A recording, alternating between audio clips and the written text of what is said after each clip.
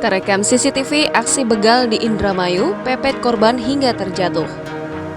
Seorang wanita menjadi korban pembegalan di Jalan Raya Kompertamundu, Kecamatan Karangampel, Kabupaten Indramayu pada Kamis 2 Juni 2022. Pelaku membawa kabur sepeda motor korban yang terjatuh setelah dipepet pelaku.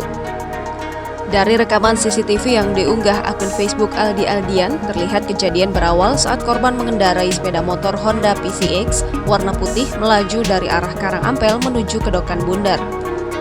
Saat berada di Jalan Raya Kompertamundu, korban tiba-tiba dipepet sepeda motor yang dikendarai pelaku. Akibatnya, korban langsung terjatuh di tengah jalan.